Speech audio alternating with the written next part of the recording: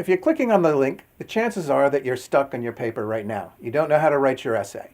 And this is a lot like being asked a question by your boss where you don't know a suitable answer until they go around the corner and all the answers come flooding back to you. You have the information, you just don't know how to apply it.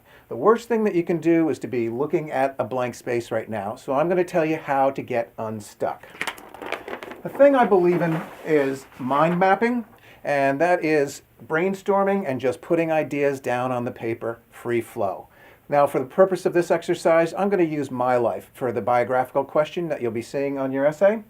And I was born, for example, in 1956 in a small town in the Hudson Valley. I went to a small school. Then I went to a much bigger high school with a lot more diversity. And in my junior year in high school, my mother passed away. Now, this seems important to me and seems like something I should be writing about. Then I completed high school and went on to college, and those were very difficult years. Adding to the difficulty, when I was my first freshman year in college, my father decided to move to Amsterdam and leaving all of us children behind. So this seems important too. I'm going to write about this as well. After I finished my first year of college, I went on to Amsterdam and then got distracted by the culture and the other things Amsterdam is famous for. And then I started a nomadic existence. I went from London to Amsterdam to New York City to Los Angeles to San Francisco, back to LA, until I got tired of all that and I became sober in 1990. This seems like something important too that I need to write about. In 2003, I decided to go back to school. So I'm going to write about that as well. These are all markers in my life that are important for my essay. The next thing I want to do is I want to create an outline. Just kind of get an idea of how I want all of this to flow on the page. So I'm just going to scribble it down. Can be done on a napkin, on a piece of scrap paper. So 1956, small school, then the bigger school, then my mother dying. I put an X here next to show that I really want to elaborate on this, talk about perhaps the grief and the substance abuse issues that I dealt with at that time.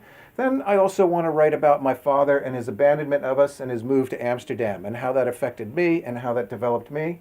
And then finally talk about getting sober and what that's meant to me. So I've looked at this now 2 times without even having to go onto the computer. But now I need to go onto the computer and I need to write.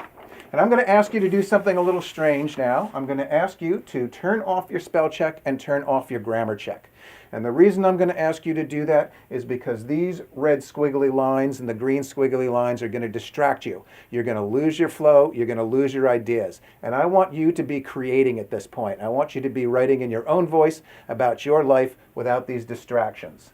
Then once you're done pushing that as far as you can, take a break, have a cup of coffee, come back, and then start cleaning it up. Take the ideas that you've got here and start to arrange them perhaps in the order that you have your outline.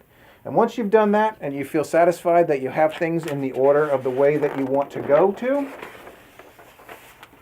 I want you to start printing out your piece, read it out loud, and turn on the spell check and turn on the grammar check. Here, we're going to start clarifying at a sentence level. We're going to start polishing our sentence. We're going to be adding more words. And when we read it out loud, our sentences will start to make more sense to us.